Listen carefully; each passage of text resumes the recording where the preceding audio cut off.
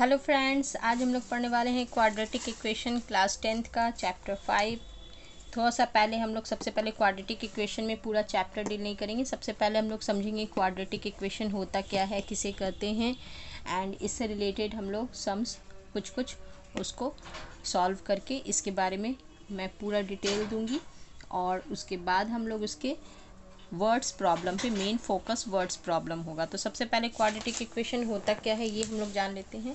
ऐसा कोई भी इक्वेशन जिसमें वन वेरिएबल हो, वेरिएबल वन होना चाहिए एंड उसका हाईएस्ट पावर जैसे वेरिएबल कोई भी है, एक्स है, वाई है, जेड है, कुछ भी हो और उसका हाईएस्ट पावर 2 होना चाहिए, तो वैसे इक्वेशन को हम लोग कहते हैं क्वाड्रेटिक इक्वेशन।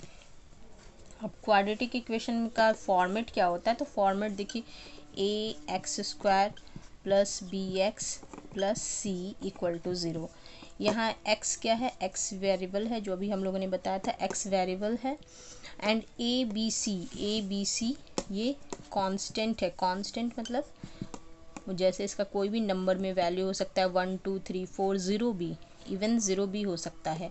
अगर ए एक्स स्क्वायर प्लस, जैसे यहाँ पर अगर मान लेते हैं ए का वैल्यू 4 है, बी का वैल्यू 3 है एंड सी का वैल्यू 2 है, तो ये हम लोगों का इक्वेशन इस तरह से मिलेगा। अगर नेगेटिव में वैल्यू होगा तो ये इक्वेशन नेगेटिव हो जाएगा।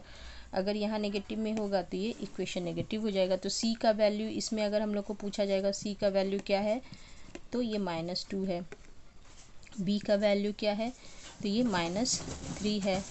ए का वैल्यू क्या है, तो 4 है, ये 4 ए का वैल्यू हो गया। तो इस तरह से हम लोग क्वाड्रेटिक इक्वेशन को लिख सकते हैं। अब देखिए, इसमें हम जैसा कि पहले बताएं कि ए बी सी इन तीनों में से कुछ भी जीरो हो सकता है। अगर मान लेते बी का वैल्यू ज़ीरो हो जाए तो क्या हो जाएगा, 4x square minus b into zero minus 2 equal to zero. तो 4x स्क्वायर इक्वल टू क्या हो जाएगा, -2 इक्वल टू ज़ीरो।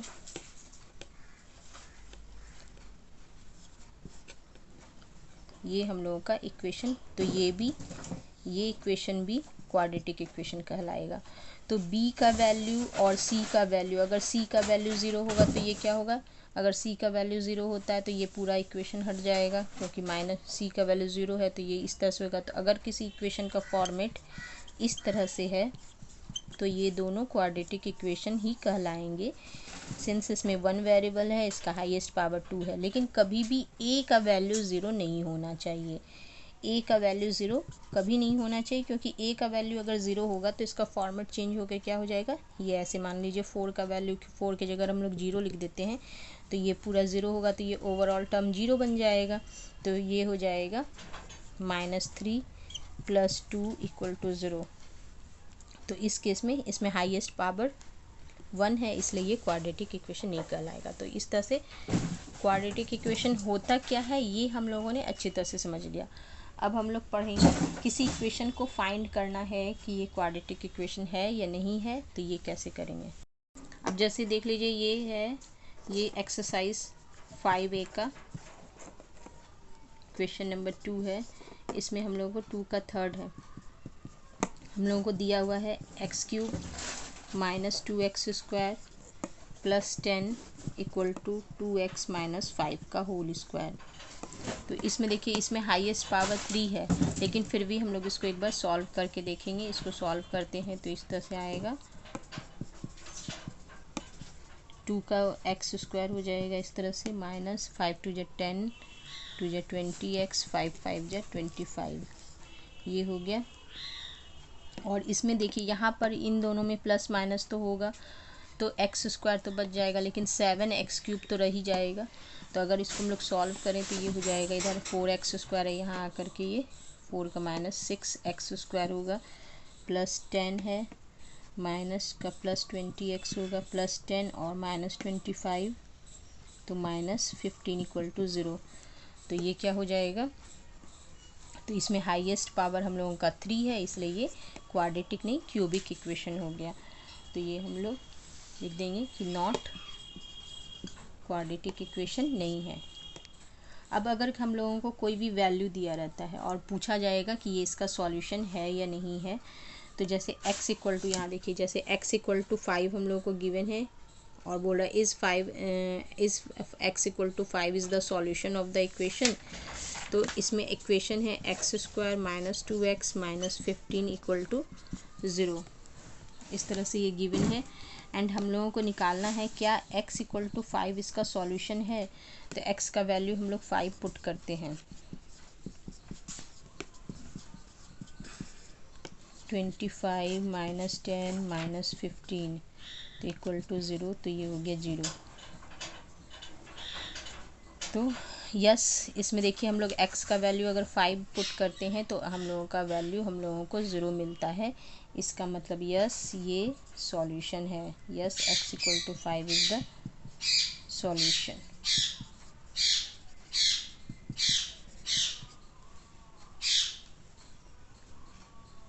इसके बाद हम लोग देखते हैं, इसके बाद एक क्वेश्चन जो होता है इसमें हमेशा ये क्वेश्चन काफ़ी इम्पॉर्टेंट है, 5 नंबर का क्वेश्चन। इसको सॉल्व करेंगे। इसमें 2 सॉल्यूशन हम लोगों को गिवन है एंड हम लोगों को बताना है m एंड n का वैल्यू निकालना है। तो हम लोग दोनों वैल्यू एक एक करके इसमें पुट करेंगे, 2/3 का और 1, दोनों वैल्यू पुट करके 2 इक्वेशन बना। जैसे इसका 2/3 और 1 ये दोनों इसका सॉल्यूशन है। mx² plus nx plus 6 equal to 0 दिया है। और इसमें हम लोगों को अगर हम लोग सबसे पहले वैन लिखेंगे, वैन x इक्वल टू 2/3, तो ये सॉल्यूशन क्या हो जाएगा, तो m इंटू 2/3 का होल स्क्वायर हो गया plus n into 2/3 plus 6 equal to 0। तो ये 2 जब 4/9m हो गया प्लस 2n/3 हो गया प्लस 6 इक्वल टू 0। तो अगर हम लोग 9 से सबको डिवाइड कर दें तो ये क्या, या फिर एलसीएम भी ले सकते हैं, हम लोग एलसीएम ही ले लेते हैं। 9 एलसीएम हो गया तो 4m प्लस 2 3 3 जा 9 तो 2 3 जा 6 हो गया यहाँ एंड 9 5 जा 54। तो ये मल्टीप्लाई होगा तो ये इक्वेशन बन गया 4m plus 6n equal to, ये 0 था और ये 54 को इधर ले आएंगे तो -54। तो इस तरह से हम लोगों का ये इक्वेशन बन गया। इसको हम लोग 2 से अगर डिवाइड कर देते हैं तो -27, ये इक्वेशन नंबर 1 बन गया। इक्वेशन 1 बन गया। अब इसमें हम लोग दूसरा वैल्यू पुट करेंगे 1। अभी यहाँ पर 1 वैल्यू जब पुट करते हैं तो क्या होगा, जब 1 वैल्यू पुट कर लेते हैं तो 1 यहाँ पर पुट करें, ये यहाँ 1 हो गया। तो ओवरऑल हम लोग का इक्वेशन क्या बन जाएगा, ये हो गया m plus n equal to -6। अब इन दोनों इक्वेशन को हम लोग सॉल्व कर लेते हैं। यहाँ पर 2m है तो इसको 2 से मल्टीप्लाई कर लेंगे तो 2m plus 2n equal to -12, 2m plus 3n equal to -27, minus minus plus,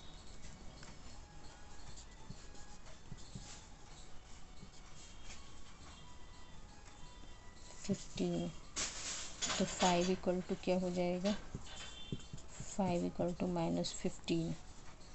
n का वैल्यू यहाँ -n है और यहाँ 15 हो गया।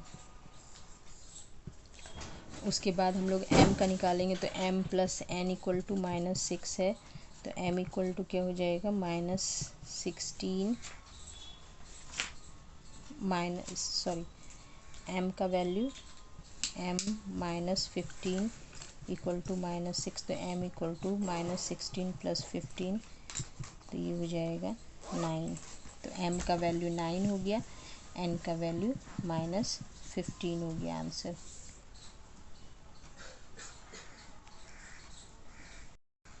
इसके बाद हम लोग अब 5B चैप्टर स्टार्ट करते हैं। 5B में है, 5B में फैक्टराइजेशन करके हम लोगों को यूजिंग फैक्टराइजेशन मेथड। तो जब हम लोग को फैक्टराइजेशन मेथड से कहता है तो हम लोग को उसी तरीके से बनाना होगा, दूसरे मेथड से हम लोग नहीं इसको बनाएंगे।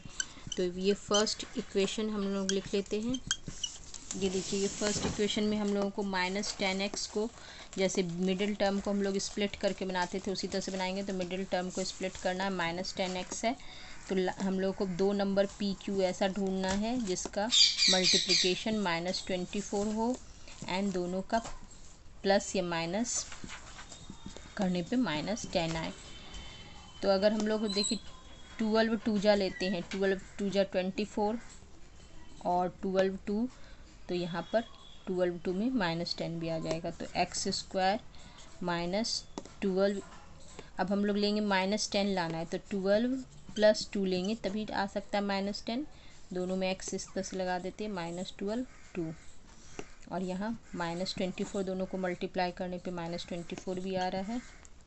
x कॉमन लेंगे तो x -12 हो गया, +2 x -12 = 0, x + 2 x -12 = 0।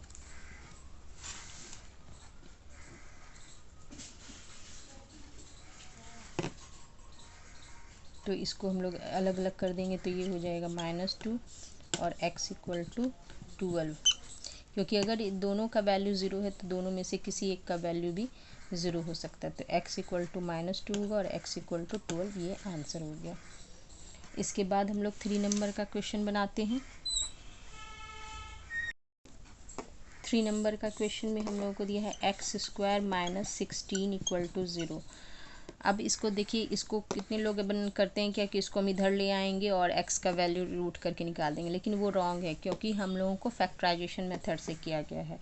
तो फैक्टराइजेशन मेथड से करने के लिए हम लोग क्या कर सकते हैं, इसको x² और इसको 4 का स्क्वायर लिख सकते हैं इस तरह से। अब ये a² - b² के फॉर्मूला पे होगा, तो a + b a - b = 0। तो x = यहाँ पर इसको स्प्लिट करेंगे, x + 4 = 0 लिखेंगे और x - 4 = 0 लिखेंगे। तो x = -4 हो जाएगा और x = 4 हो जाएगा। तो इस तरह से आंसर आ जाएगा। फिर इसके बाद 4 नंबर में देखते हैं। 4 नंबर का क्वेश्चन है, तो इसका ये दोनों आंसर हो गया।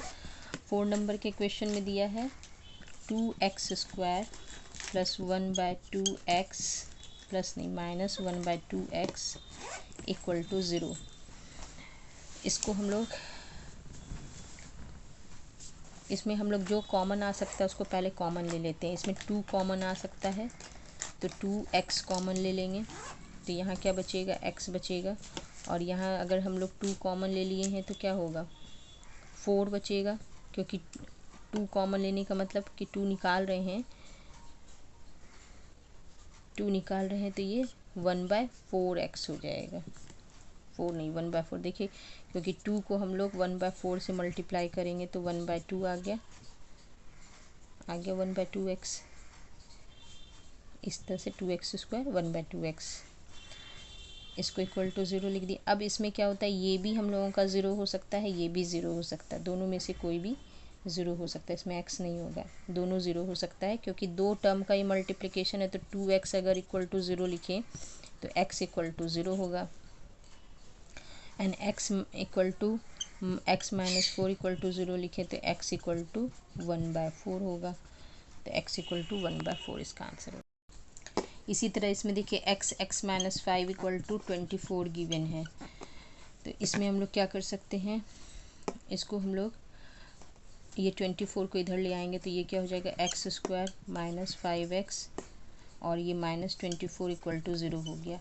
अब 24 को स्प्लिट करके हम लोग को 5 लाना है, तो 24 को स्प्लिट करेंगे तो क्या हो जाएगा, 6 4 जा नहीं हो सकता, 12 2 जा नहीं, 8 3 जा, 8 3 जा, तो -8x + 3x -24 = 0। x कॉमन ले लेंगे तो x - 8 + 3 x - 8 = 0, x + 3